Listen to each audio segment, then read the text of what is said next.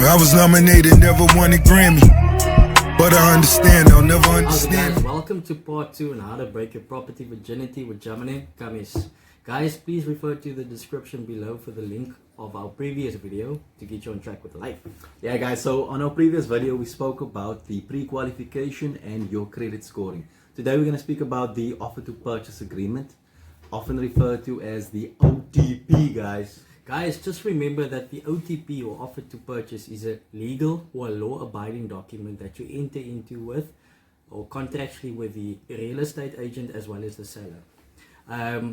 For ease of understanding, we'll be adding a link below just to give you guys an example of how this thing works. Away guys, so look in just remember that that document, guys, is a generic document. It does differ from agency to agency, however the principle remains the same, guys.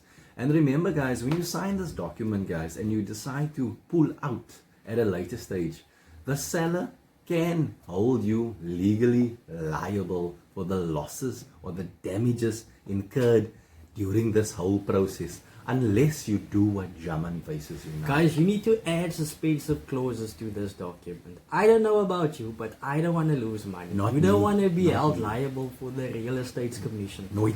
So guys, one of the suspensive clauses you can add to the document is subject to the purchaser's requirements being agreed to, or subject to all fixtures and fittings of the household being in good working order. This basically means that if a geyser has burst, I mean, that should be fixed before you take over ownership of this property. Yeah guys, cover your ass, that's what we're trying to say.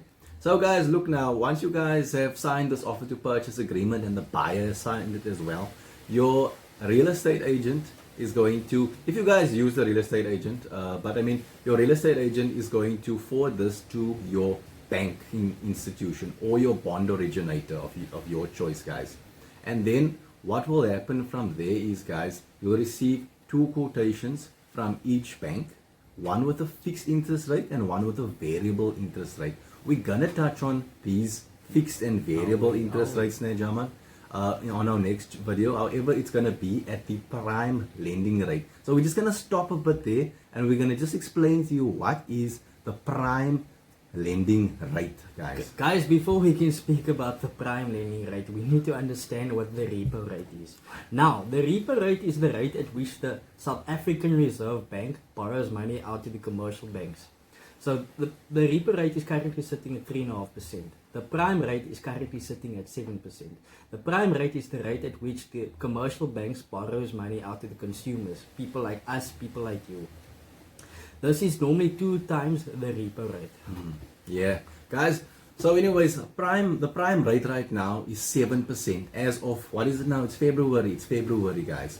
So you need to benchmark this interest rate in your mind. Yeah, guys. Please keep that interest rate there. And if you want to know what it is, guys, make sure that you follow the news, because it can change from time to time, guys. And it will affect you during your, how can I say, your vacancy in your new property.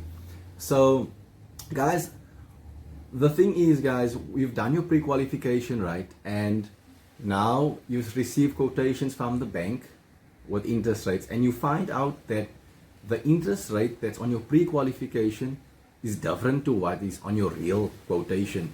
And this is highly likely, guys. It's highly likely. So it's not don't be alarmed, guys. Just know that if you're receiving, I would say, or we would say, if you're receiving an interest rate of 1% higher than the prime rate, that is a lot, guys. Remember, this loan is over 20 years, or even you can take it over 30 years now as well.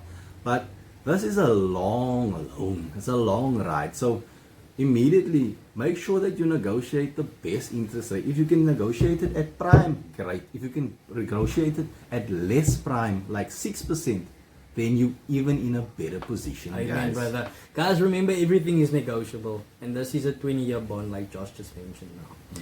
So guys, remember, if it's an investment property, profit is made at buying and not selling. Oh yeah. How can you reduce your interest rate with a bank, or how can you negotiate the best interest rate for yourself? Josh is going to touch a little bit on this for ease of understanding. Yeah, guys, so this is how you negotiate with a bank. Number 1, guys, your credit scoring. If you have a cuck credit scoring, don't expect a good interest rate from the bank. Pay your vet techies and don't sport, boss. Don't expect it. But the best thing you can do, guys, is go to a website called clearscore.com. It's a free website. Place your details in there and see where your credit scoring is at the moment. That's an awesome website because they'll even show you how to increase your credit score, how to how to stop it from going lower, those type of things, guys. So make sure you on track with this credit score, guys. If you miss a payment, guys, it's a blemish on your credit record. Just remember that, and it takes time for you to recover from that blemish. Keep it clean, squeaky clean, please. Squeaky. And then number 2, guys, what you want to do is, guys, we cannot stress this enough. Use a bond originator, guys, because the bond originator will put the banks against each other. And when they put the banks against each other, the banks will fight for you, guys, if you have a good credit score. You see, because that means you pay on a regular basis on time. But they will put against each other and they will give you the lowest interest rate possible. Then the final thing is, guys, if you have a deposit available, I'm not talking about 10 Rand, 15 Rand, 3,000 Rand, guys. We're talking about houses here. So we're looking at, let's say, a 10% deposit off the value of the property. Maybe if the property is 300,000 Rand, let's say 30,000 Rand deposit, guys. Then it will definitely leverage, it will be great leverage towards getting a better interest rate from the banks, guys. However, that's from my side, Guys, remember, if you do not have those bargaining chips in your arsenal, you can always use common sense, guys. If you feel like you're being underdone by the banks, always negotiate, do your research, and put them against each other with a means of a bond originator. Guys, thank you so much for supporting us. Our next upcoming videos will touch on how to buy property to rent, how to buy for commercial purposes, and how to build and flip properties. Stay tuned and 100%. shout out. See you guys. Peace. Do you love me or love seeking attention? I mean, which one is it? You keep calling me a twin, but twins ain't this different.